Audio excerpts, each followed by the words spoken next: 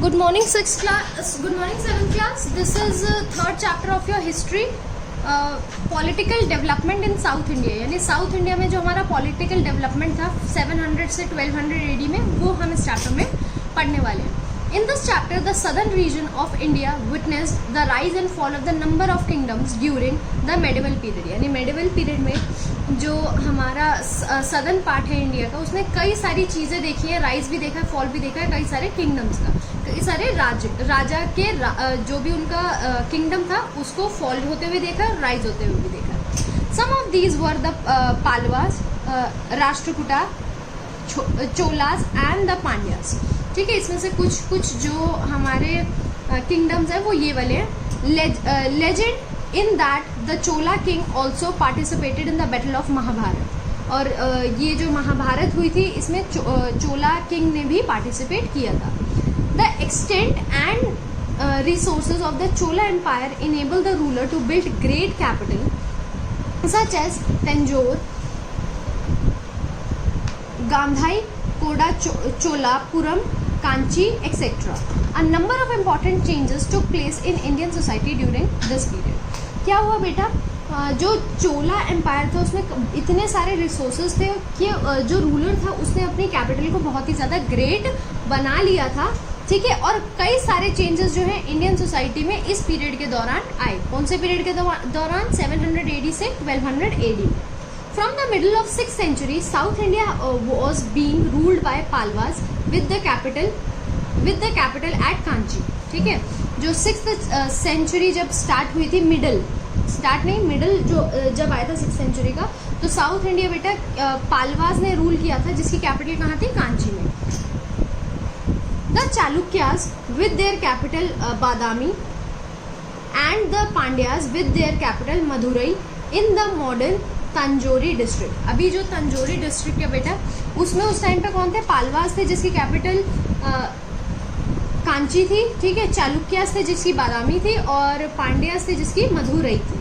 ठीक है, under the Pallavas Kanchipuram developed as a great region and education centre.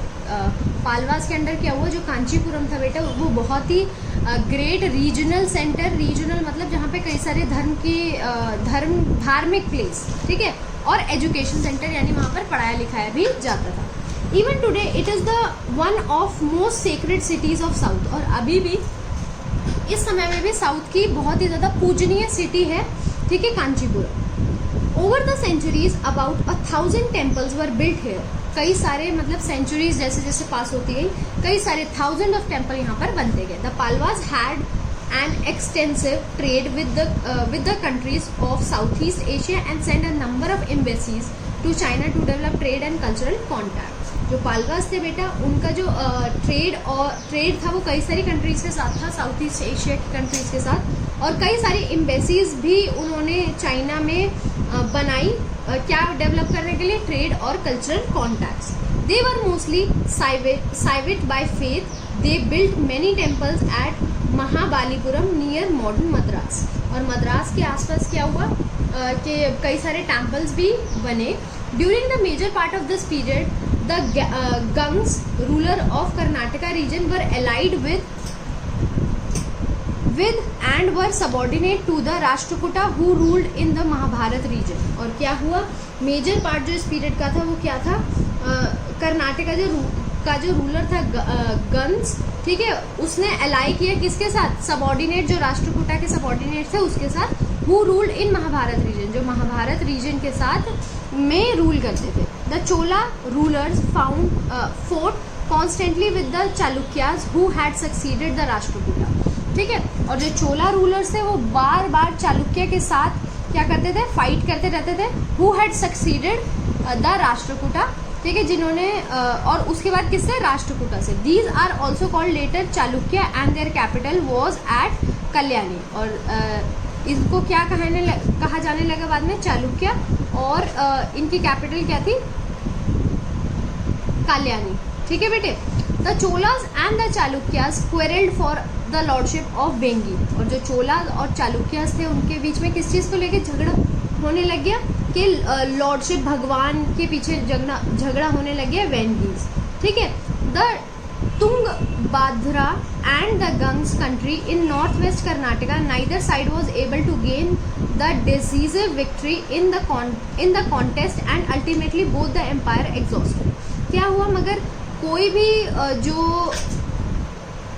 कोई भी जो है एक अच्छा डिसीजन, विक्ट्री नहीं हो पाई प्रॉपरली, और उसके कारण क्या हुआ कि दोनों ही एम्पायर जो है वो एग्जॉस्ट हो गए, बिल्कुल खत्म हो गए. It also appear that the warrior were becoming harsh during this period, और ये भी देखा गया कि जो वॉरियर्स थे वो बहुत ही हार्श हो गए इस टाइम के दौरान, मतलब बहुत ही निर्दयी हो गए.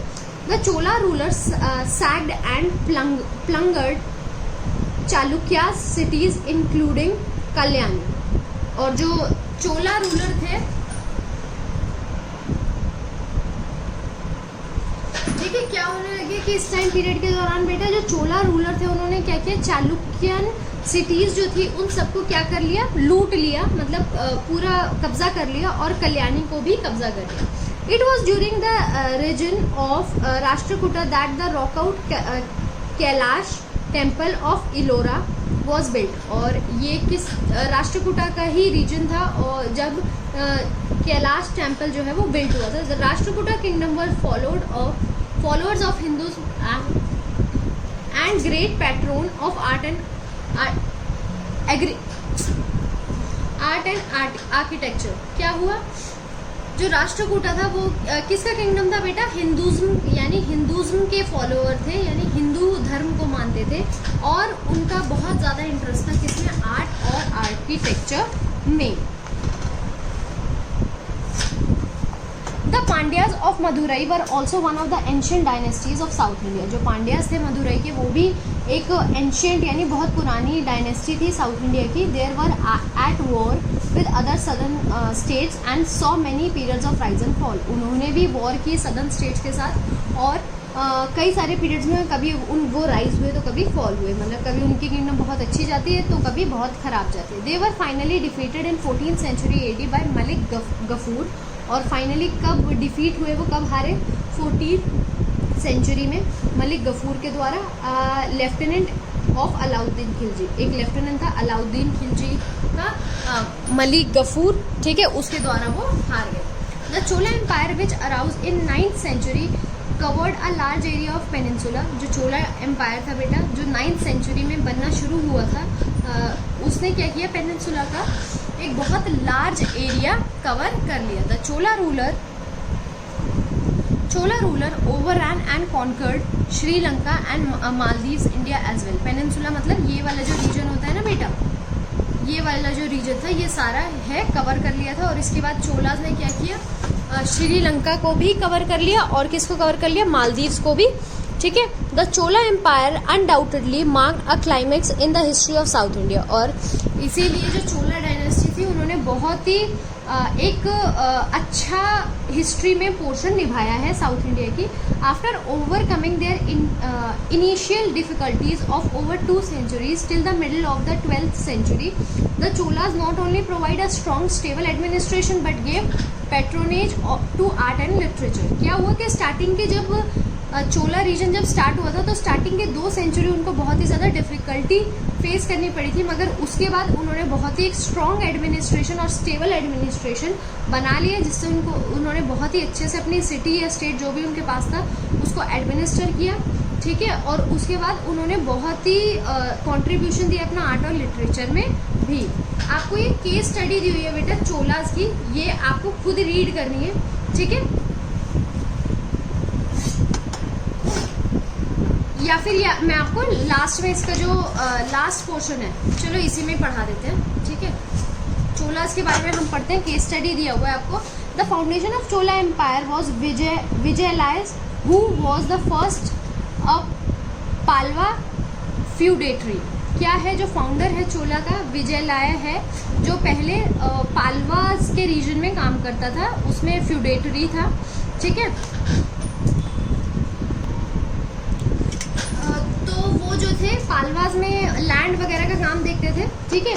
ही captured Tanjore in 850 and fought the Pandya king. और उन्होंने क्या किया, तंजौरी को कैप्चर कर लिया था 850 में, और उसके बाद पांड्या से भी फाइट की थी. In 1897 the Cholas were strong enough to defeat and the and kill the Palwa and conquer the entire Tonda Mandala. और क्या किया इन्होंने, पालवाज ने, चोलाज ने क्या किया बेटा, बहुत ज़्यादा स्ट्रांग हो गई थी, जो उस टाइम पे डिफीट भी कर सकती थी और किल भी कर सकती थी पालवा किंग को। और इन्होंने क्या किया, ऐसा ही किया और सारा टोंडा मंडाला कॉन्कर कर लिया। The great Chola ruler were Raja Ram and his son Rajendra first, जो सबसे अच्छे और ग्रेट चोला के रूलर थे, यानी जिन्होंने सबसे ज़्यादा चोला का चोला के टाइम पे एक्सटेंशन किया था अपने स्टेट्स का, ठीक है, और अपने एम्पायर का। वो कौन थे, राजा थे और राजेंद्र फर्स्ट थे।